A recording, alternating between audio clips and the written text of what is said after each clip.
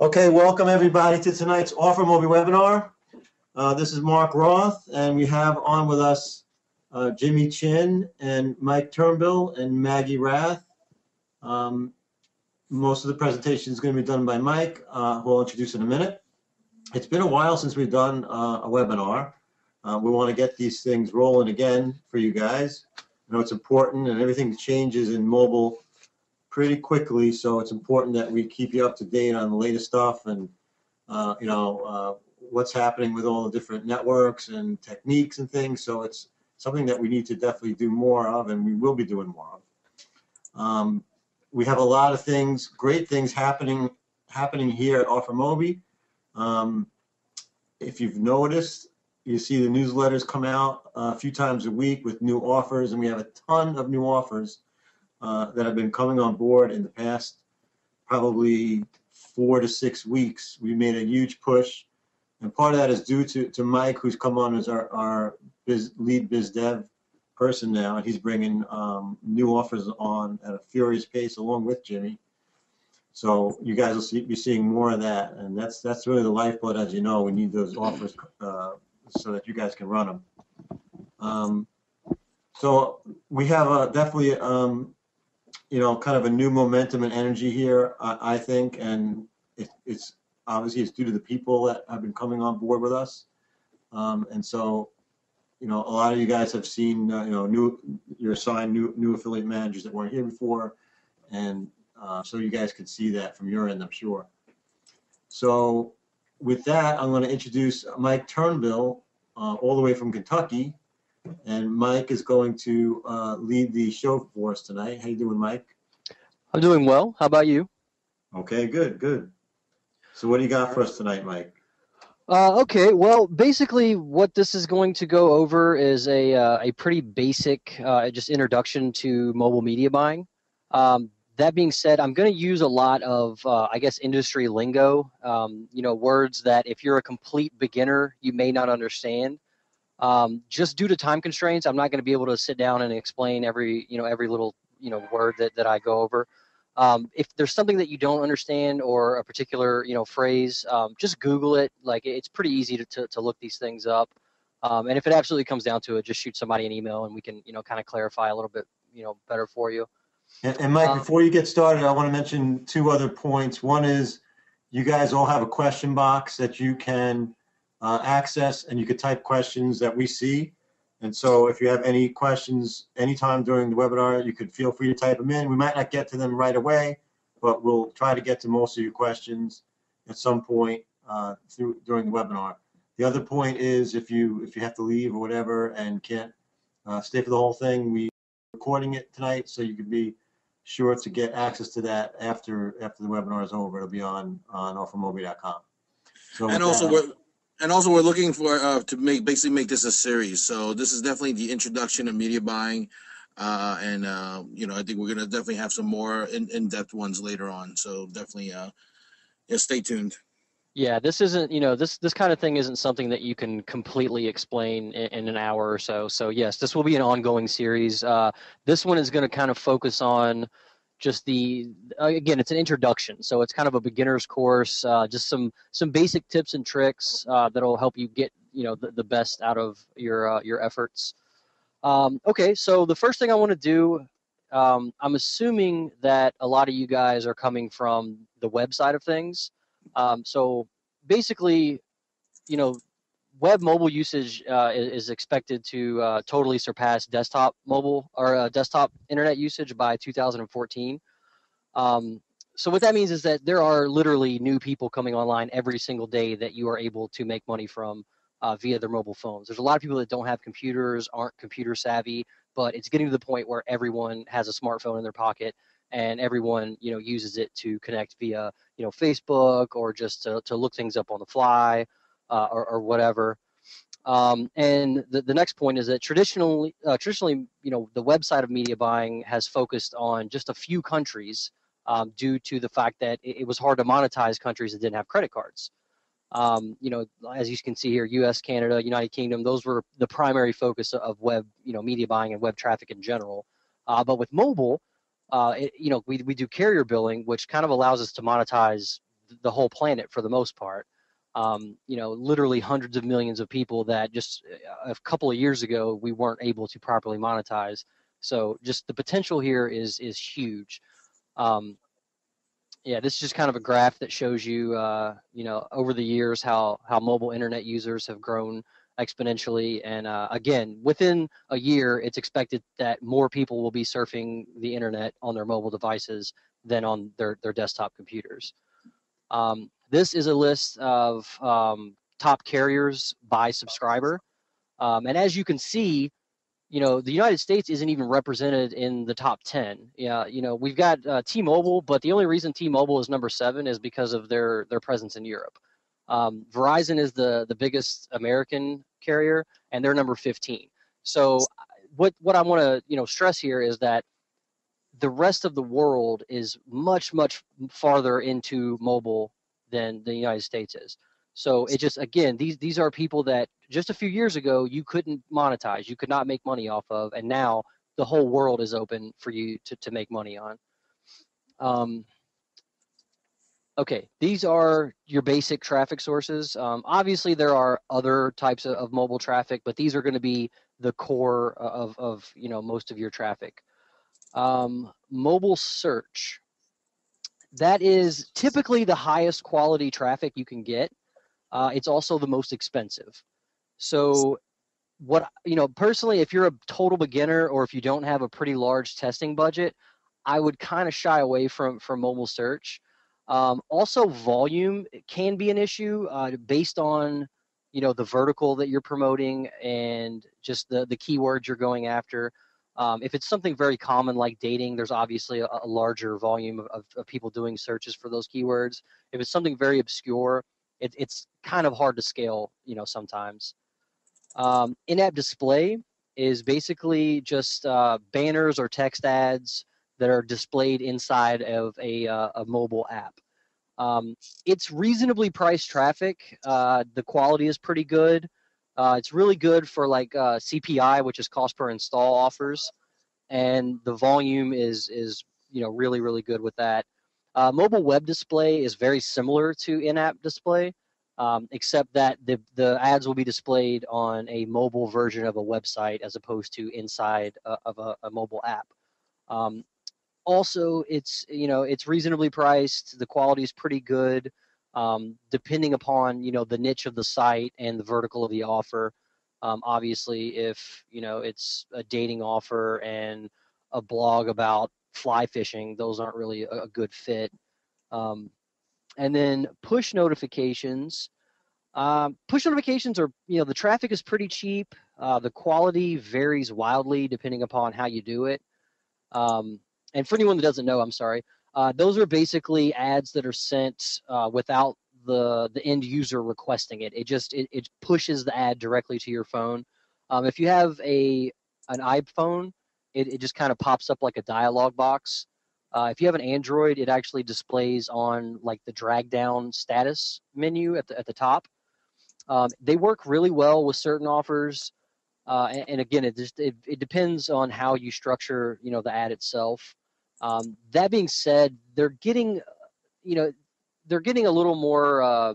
Most advertisers are getting a little more restrictive about accepting push notifications. So if that is something that you're going to try, make sure that you speak with your affiliate manager first and verify that the offer that you're going to run accepts push notification traffic, because it's becoming more and more.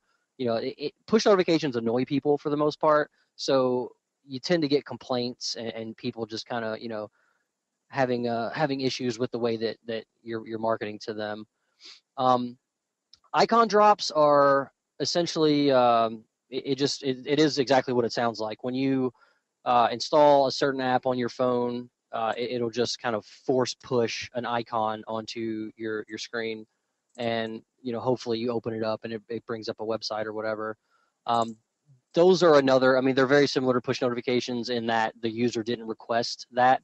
So those are also, they're a good traffic source for certain offers as long as the advertiser is okay with it.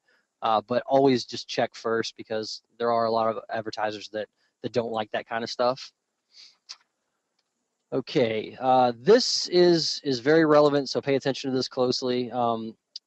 when you're dealing with an ad network, present yourself as a marketing firm. Don't come to them as an affiliate. They don't like affiliates. They want branders. They want big companies that have huge budgets that don't care about their return on investment. People like Pepsi and Nike, those guys just dump millions of dollars into into traffic, into marketing, and they could care less about the action of the end user. They just want eyeballs on their product. So from a ad network standpoint, they just want to sell inventory. So and if an affiliate is, they have smaller budgets, they watch their traffic like hawks. If the offer isn't backing out for them, they they pause their campaigns or whatever. So an affiliate is not the optimal customer for an ad network. So what I suggest doing is put together some sort of website. It could be a WordPress blog. It doesn't have to be anything over the top, extensive, but represent yourself as a company. Create a LinkedIn page for your business. Put that you are a head media buyer for whatever your business name is on your LinkedIn. Present yourself as a company. Pretend that there's a team of people that are buying media, at your company day and night, and you'll get a much better deal on certain things. You'll get cheaper clicks, you'll get better traffic, and you'll get a much more responsive rep at that company. They'll be much more apt to cut deals with you and to help you out and answer your questions. Which leads me to my next point. There's a lot of self-serve platforms out there, and I love self-serve platforms, but a lot of people, specifically people that aren't overly social and aren't very comfortable, talking on the phone and things like that, they only stick to self-serve platforms because they can make an account, fund it, set all their campaigns up, and they don't ever have to deal with anyone. They never have to speak with anyone on the phone. Two things to that: when you deal with someone on a personal level, they're much more likely, again, to give you deals, to help you out when, let's say that, you have a campaign, everything's working out, but you're not getting a lot of volume. They're much more likely to sit down with you and figure out what's going on and to help you. And furthermore, a lot of people that do reach out and make contact, they send an email and then they just forget that they ever, contacted that person, and they just hope for the best. I've had more success, borderline harassing reps at companies. Call them on the phone, talk to them. Again, you're a marketing firm. You're a big business that has all kinds of money to throw at their network. They should want to do business with you. So, make them, again, this ties into presenting yourself as a marketing firm. Big companies, they don't just, shoot a Skype message over and hope for the best. They're aggressive. They reach out. They make things happen. Don't be afraid to negotiate. I've had so many publishers come to me and say, can I get a pay bump because the cheapest I can get this traffic is, 10 cents a click. Well, that's not true. That's the cheapest that you can get that traffic without ever talking to anyone or dealing with anyone at that ad network. If you reach out, if you are aggressive, and if you tell them, look, 10 cents is too much. How about 5 cents? They're much more willing to work with you. There's a lot of inventory out there. These guys have tons and tons of traffic. Not all of it gets sold. They will cut deals. Occasionally, you may have to, prepay $1,000 or up your daily spend to $200-300, whatever. You're going to have to give a little bit as well. But if you're in a position to do that, then they are in a position to lower your per click cost or your CPM cost considerably. So don't just take what's in front of you as the best deal you can get. You need to reach out and be aggressive and negotiate. Scaling is a big issue that I get with a lot of the beginner guys. They don't have huge budgets, and if you're in a situation where you're getting paid once a month, it's kind of hard to keep your cash flow going. So in a lot of cases, and not all companies do this, but if you're an established media buyer and you've got a decent spend going and you've done business with them for a little bit, if you reach out and say, look, I'm having some cash flow issues, can you guys give me a line of credit? A lot of companies will do that. They'll give you credit and you pay them once a month, and it makes things way easier for you to scale. They want your money, and if they know that you're good for it, they're more than happy to give you some traffic on credit. The next thing is always monitor your traffic. That's the single most important part of mobile media buying. These are your core tracking variables. Obviously, country, that's going to be a pretty easy one because, the offers are usually pretty specific about which countries they'll accept. Operating system, the mobile OS, whether it's, Android, iPhone, or iOS, whatever. A lot of offers also are, have stipulations on what operating systems they'll accept. Phone manufacturers. When you break your stats down, a lot of times you'll notice, like, man, these Samsung phones are killing it for me, but I can't convert an, iPhone, to save my life. And then a little more specific is handsets. Now, handsets are really where you're going to get into your optimization. Realistically, the handset, I use handsets just because it's kind of an easier thing, but the reality of it is that the difference typically comes down to the screen size and the resolution. The reason behind that is, certain ads are going to look better on a big, high resolution screen. Specifically things like lead generation, where the end user has to, fill out a form and there's a bunch of different fields. It's easier to do on a big screen, and it looks nicer, and typically I found that you get better conversions on that. Hey, Mike.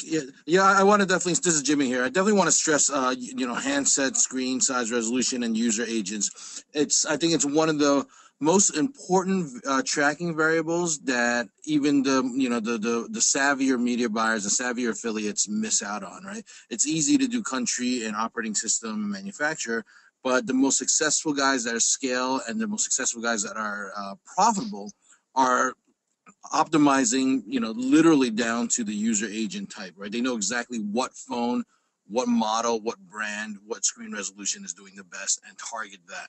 So I'm glad you spent a little bit of time on that. It's definitely very, very important. Yeah, I go a little bit farther into it towards the end here, so we'll touch back on that in just a little bit. Carriers are also relevant. Again, when you're breaking down your stats, if you're watching the carriers, sometimes you'll find, just maybe Sprint does better for whatever reason. That tends to be more relevant with the carrier billing and the international offers. For a wide variety of reasons that aren't really relevant to this, but you really want to break it down by carrier as well. And day and week parting, it's super important.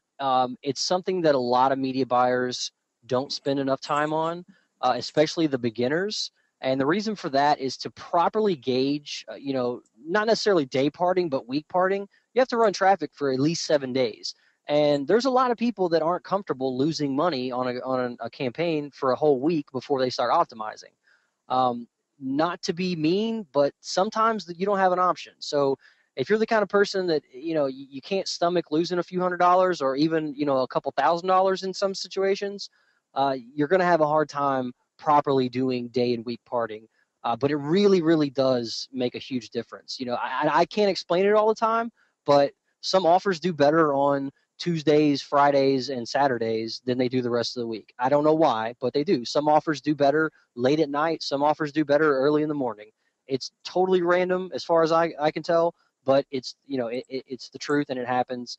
We use Has Offers, and it has a very nice breakdown of the hourly, conversions. So it's very easy to do your day parting with the current Has Offers. So just keep that in mind. Again, it does cost a little bit of money to optimize that particular variable, but it's very, very successful when you can do it. Okay, what this is a breakdown of the different countries and their mobile operating system penetration.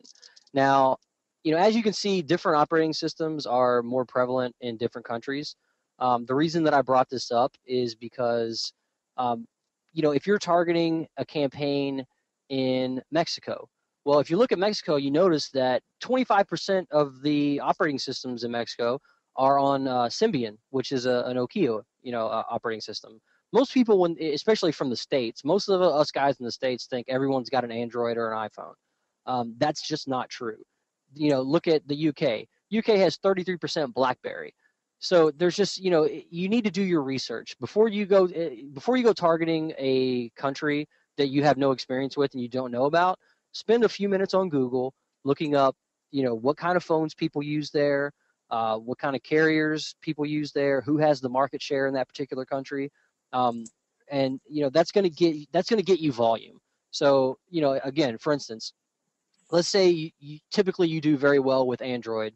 So you're running a campaign in Russia and you target Android. Well, there's only 19%, market share there. So you're missing out on tons and tons of volume by not doing a few minutes worth of research can save you a ton of time down the road, and potentially make you a ton of money.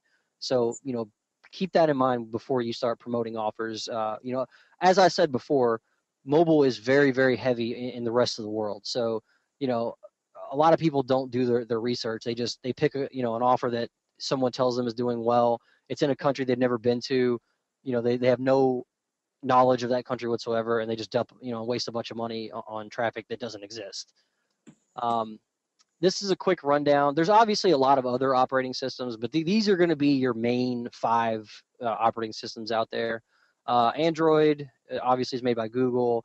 The iOS is made by Apple. The BlackBerry OS is REM. Symbian is a Nokia product. And Windows, it's actually called Windows Phone now, I believe. Windows Mobile is the old version, but you'll see commercials and stuff for it. They're making a big push right now. So who knows what that's going to end up looking like. But right now, as far as where the volume is going to be in the next year or two, pretty much iOS and specifically Android. This next bar, or this next graph I'm going to show you, that's you can see when Android really started taking off was the first quarter of 2010, and they're killing it right now. This is global, so Android is by far and away these days where all the volume is. Again, it depends on country, so don't just take this graph as gospel, but Android's kind of taken over. So it's very important to keep that in mind. Otherwise, you're not really going to know where the volume is. Okay, manufacturer is also like I said before, that's a valid thing to kind of look for when you're optimizing. This is the 2012 mobile phone manufacturers, by numbers. Obviously, Samsung is killing it right now. So is Nokia. Again, this is relevant for when you're trying to scale a campaign. You need to know where the volume is. Mobile's all about volume. So you need to know, who's making the more popular phones, what carriers they're on, and in what country. So again, just do a little research before you start buying a bunch of media, and it's going to help you out a lot. Okay, this is just a basic tracking example of, you would look at this and think, well, there's a negative 28% ROI.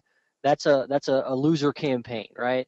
We're losing money on this. We're not making anything. This is where most people fail. They see this and then they just stop and they say, well, this offer sucks. I don't like it. This traffic source isn't working for me, whatever. And they just give up. Well, the reality of the situation is, this is just when, it's just time to optimize. You haven't properly optimized your traffic, then you don't really know, what's going on. Let's see. I got a spreadsheet here. And this is, the ROI thing got messed up because just of Excel. But basically what I've done here is that's the exact same campaign, and I ran it through just based on the handsets. So as you can see here, the top 15 right here, these are all winners. So what I would do in this situation is, after running some traffic, I would basically, the way you want to look at your initial spend is that you're buying data. So just because your initial campaign isn't successful or profitable, it doesn't mean that you can't make that campaign profitable. That's when optimization comes in. So what you'll want to do is, you send traffic for the first few days, you gather some data, and then you break it down by, the device model, the manufacturer, the carrier, whatever. And then you'll just find these little pockets of success here. And then what you'll do is you'll go back to your ad network. You'll adjust your tracking parameters, or if it's not a self-serve network, then you can just reach out to whoever your rep is, and you tell them, I only want traffic from, the Galaxy Spica or the Galaxy Y or the One Touch 802A. And then, not only does that give you a bunch of winning, traffic that you're going to make money on, but it also allows you to raise your bid prices because you're making so much more money per click, which will in turn get you more volume, which will in turn make you more money. So it's just kind of a cycle, of profitability at that point. Let's see here.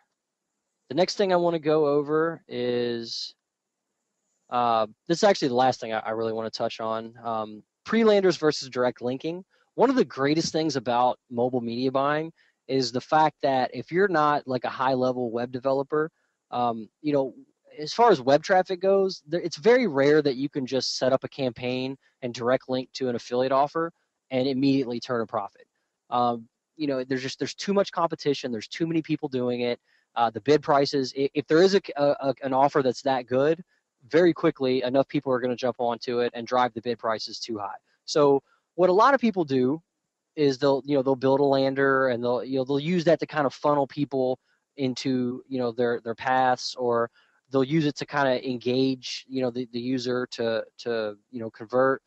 But in mobile, a lot of times you can just direct link and make money. So and on the flip side of that, if you do have to build a mobile web page, it's much easier than building a web-based website.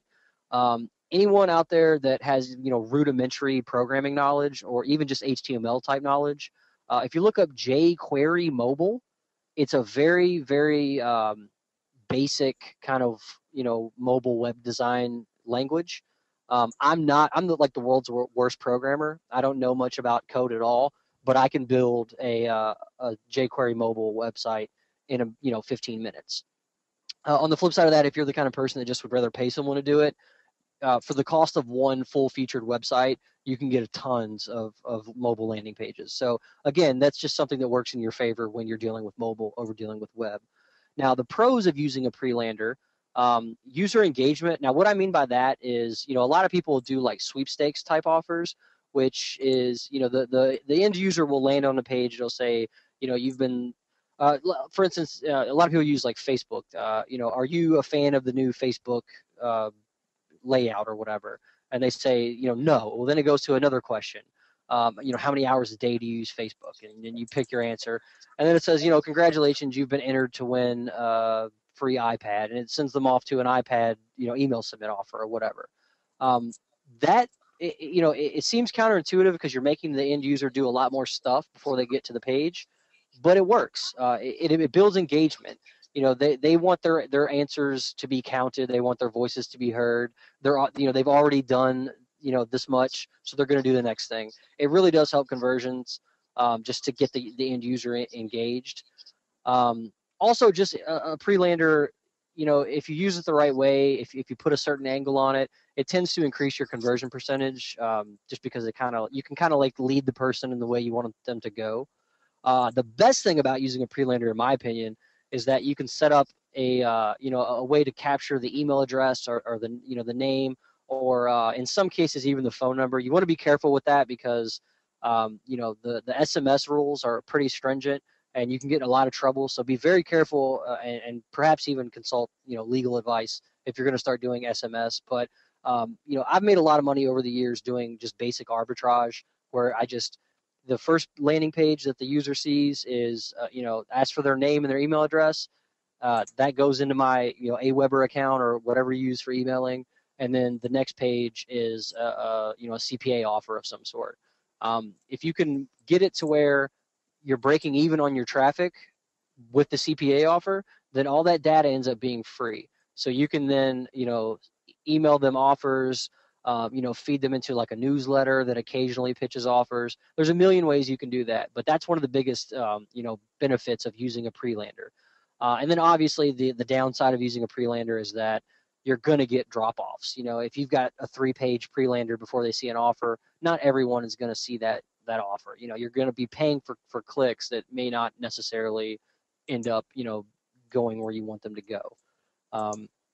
So yeah, that's the only downside. But one thing I want to iterate about using landers is that if you're gonna use a lander, you always want to make 3 or 4 different ones. Color scheme, just different fonts. There's so many different variables that will affect your conversion rate.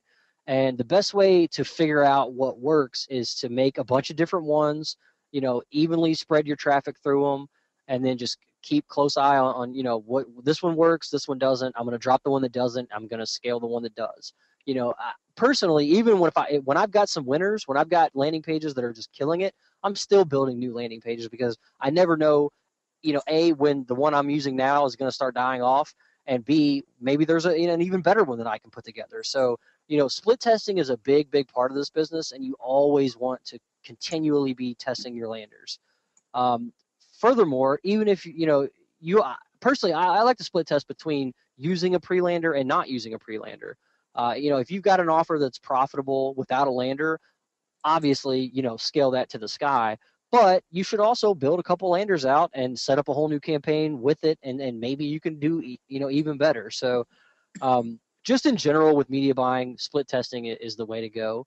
And that goes for your banners at the ad network level, and just your text ads and everything. You constantly want to be refining the process and optimizing all levels of your campaigns. But yeah, that's all I've got for this intro. So do we have any questions, guys? Sure, we have a couple of questions here in no particular order. Yes, we're definitely having this recorded, and we'll be sending around a link in probably 24 to 48 hours, so you guys can review this at your own leisure. A couple questions regarding pre-landers.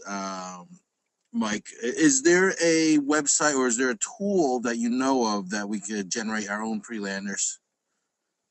I believe that Dreamweaver has a jQuery mobile functionality to it. So if you've got a copy of Dreamweaver, actually, I think Dreamweaver will give you like maybe a 2-week demo. So if you Google Dreamweaver, Adobe Dreamweaver, and go to their site, I think you can get like a trial version of it. And it's got everything you would need. As far as just like a simple like drag and drop type tool, I don't believe one exists. But again, if you have any sort of basic HTML knowledge, you can pick up jQuery Mobile pretty quickly. If you go to jQueryMobile.com, Can you just spell that for everyone? yeah, Mike? it's JQUERYMOBILE.com. It's a very, very detailed website. They've got all sorts of documentation. There's a forum. So if you have questions about how to do stuff, you can put it there. But again, just basic HTML knowledge, which honestly, if you don't have that, you need to get on Google and learn it, because it's not complicated. It's very simple stuff. And, it's going to make your life as a mobile media buyer or a mobile affiliate, 100 times easier. But yeah, that would be my personal suggestion. But again, I do believe Dreamweaver has something that maybe kind of streamlines that process. But I personally don't use it, so I can't really vouch for it. Cool. As far as pay-per-call, unfortunately, we're not going to be covering pay-per-call tonight. It is a very important vertical for us, and we will be covering pay-per-call offers in more detail in the future. Let's see some other questions here. Should I be trying to optimize when there's only one conversion per $25 daily budget? Well, that brings up a couple of good points. First and foremost, I realize that a lot of people are on a budget these days, and you're trying to save money, but media buying is not a game for someone that doesn't have a decent starting investment. And I say that because, okay, first off, no, you shouldn't try to optimize when you've only got one conversion, because you don't know whether that's a real thing you can act on, or whether it's just a fluke. You need to gather data. You need a lot of data before you can really make the decision of, am I optimizing or not?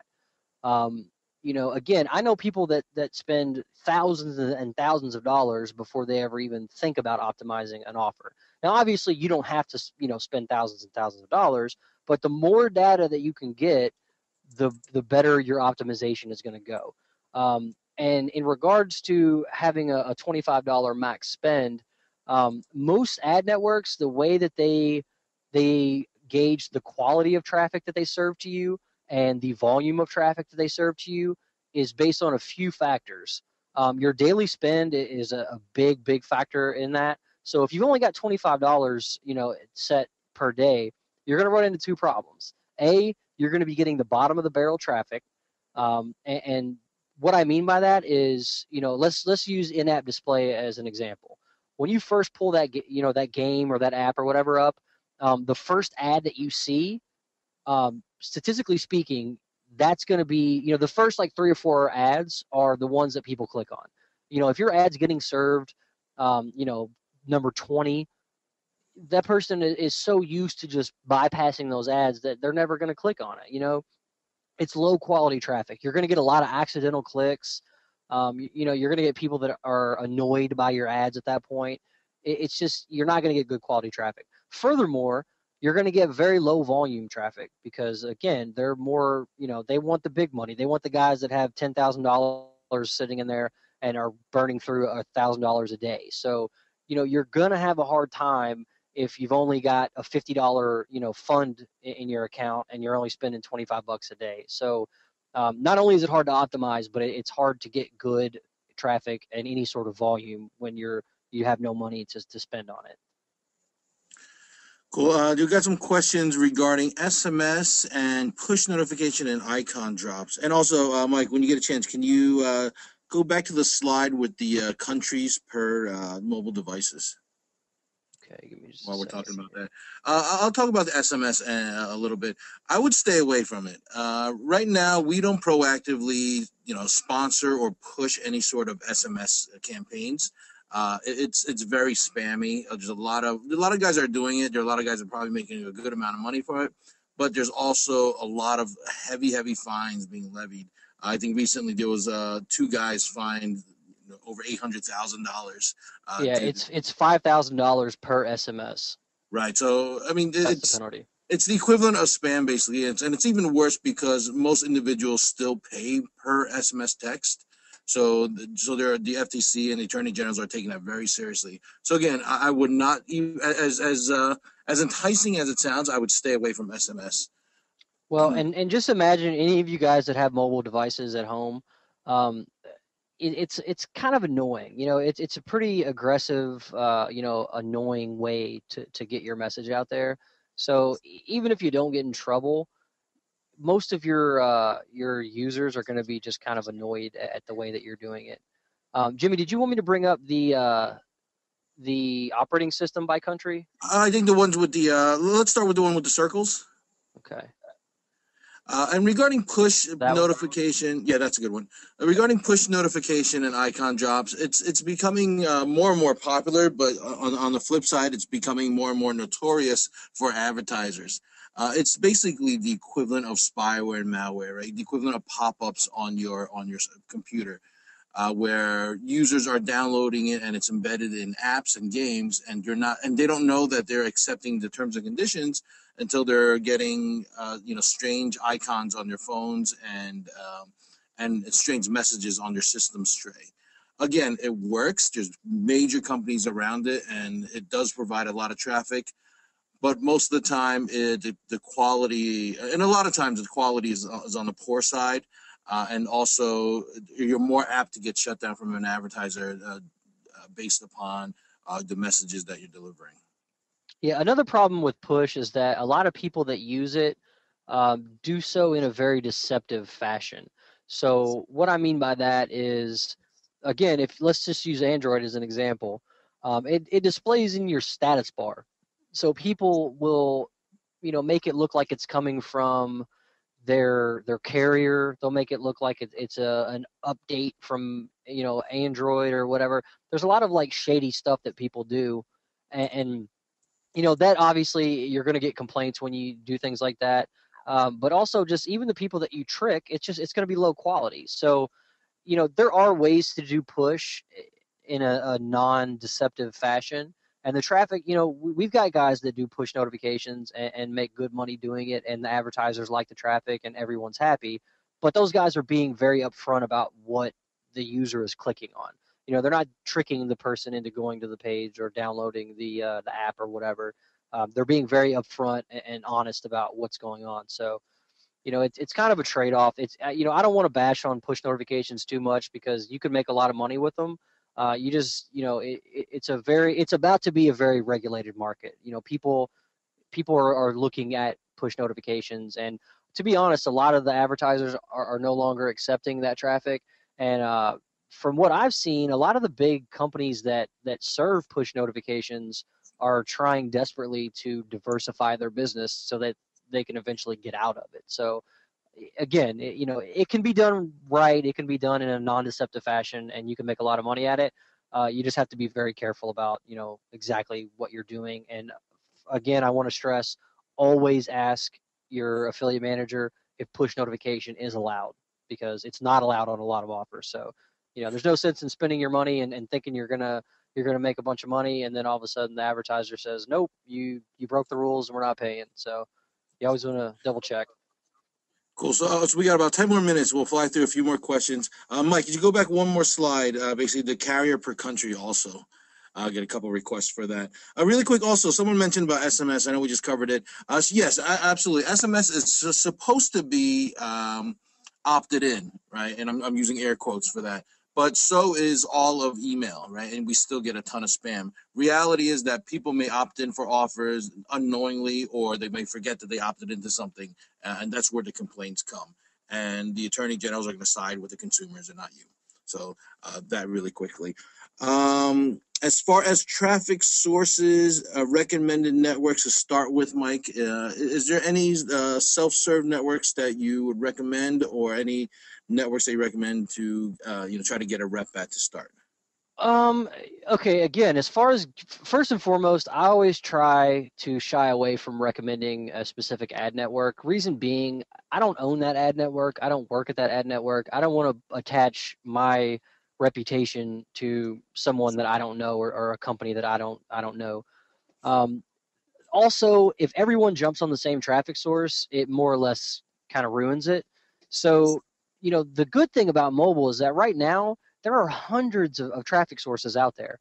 We've actually, I don't know if anyone's got the URL handy, but if they could put it in the chat, that'd be great. We have a list of literally 101 different mobile traffic sources on our website. So, I don't necessarily want to just tell you, go to this company, they're great. But there's, again, there's 101 different ones on our website. Utilize them. They all have the potential to be a successful traffic source. You just have to, again, it's all about tracking. You have to make sure that they're sending you what they say they're sending you. If you look through your system, like let's say that again you're running an offer in India. Well, if you look through your clicks and you notice that a bunch of traffic is coming from a different country than India, you need to go back to your the ad network and say, hey, I didn't want these clicks. You need to refund them, and they'll give you your money back. In a lot of cases. And if they won't give you your money back on clicks that they sent you that you didn't, if you set your tracking up right, and they didn't, they sent you the wrong stuff and they won't refund your clicks, then you probably don't want to do business with those guys anyway. Now, as far as getting a rep, that goes back to what I was saying before. That's your job. You need to find those people on LinkedIn. You need to reach out to them. You need to get on the phone. You need to make contact and develop a relationship. Again, if you're dealing with a company that has bad support and that won't answer your questions and won't help you, it might be time to look for another traffic source. There's too many of them out there for you to deal with, someone that won't help you out and won't answer your questions. But again, self-serve, sometimes you can make it work without any help at all. But it's just always nice to have, a contact point at a company so you can reach out and ask questions. But again, I'm not going to endorse any particular rep at any particular company. But if whatever network you're signed up with, if you go to LinkedIn and type it in, I bet you'll find quite a few reps, from that company. So just be aggressive. Don't be shy. reach out and make contact with those people, and that's that's the best advice I can give you as far as that goes. Great, Mike. There's also the email, I'm sorry, the URL for the 101 mobile traffic sources, and we'll send this around in a newsletter also, is offermobi.com/mobile traffic sources. So it's offermobi.com/mobile traffic sources. Again, we're not endorsing anyone specifically. It's just a source for your reference. Actually, Mike, can you type that out on your screen so everyone can see it? You just type it over one of your PowerPoints is fine if you can. But also just be wary that as many reputable sources there are out there, there's also a lot of that are not so reputable. So you really need to watch the traffic. There's a lot of guys that like to, spoof in adult traffic and untargeted stuff. So definitely be wary. Like Mike said, do your research about these traffic sources. Yeah, give me just a second. I'll type up the URL. I just want to make sure I've got the right one. Okay, cool. Yeah, we only have a few more minutes here, and then it's basically going to stop automatically. So I wanted to just kind of, in closing, I know there's a lot of questions out there, sources of adult traffic also. Yeah, check the list. There's a lot of out there. You can do some simple searches as well. But, Mark, we can talk separately as well on that. But, yeah, it's all about testing, right? And you have to, this game is not meant for guys with $20 in their pockets looking to try to make $1 million. I can guarantee you that you're gonna lose money before you make money, but that's part of the game. You're gonna need to be able to track accurately, not only test the carriers, but as specific as possible, but also the days of the week, the times of the week. Right? Mike mentioned you need to test 7 days a week because there's going to be offers that convert better at certain hours on certain days, versus other hours and other times. So that's super important. Mike, was there anything, got a couple more minutes left, anything that you wanted to kind of last words of advice for everyone? Can you guys see that? Yep. Okay, that's the jQuery mobile website I was talking about, and the link below that is the mobile traffic sources. Additionally, we are working on, we've got a few different resources and tools for our publishers, and they're kind of scattered about at the moment. Soon enough, this stuff's all going to be inside of your OfferMobi, the publisher area. There's going to be a resources link that's going to have all that stuff in it. So keep on the lookout for that in the near future. Hopefully, that's all going to be there. But yeah, that's pretty much all I've got. Cool. Really quick, last question. I know a lot of people have actually been asking is regarding the variables and the data to pass, and how do we get the variables? It depends on the network and where you buy your traffic. Just ask your rep, ask someone at the network on what their variables are, what their tokens are. And you can basically insert those tokens within the AF sub IDs in your system. So when you create a link, you can click on add AF sub ID 1, 2, 3, up to, I think, 7 or 8. And within there, you can actually put all the tokens from the networks. So just ask the traffic sources; they'll be able to tell you. And if they have no idea what they're talking about, then I skip that network and go to elsewhere. Yeah, we should put together like a video kind of showing how to do that inside of the OfferMobi platform. So yeah, exactly. Well, we're gonna. This is the first of many, and we have a lot of topics to cover, and there's been a lot of interest, and I appreciate everyone. You had a huge turnout tonight, so I appreciate everyone stopping by.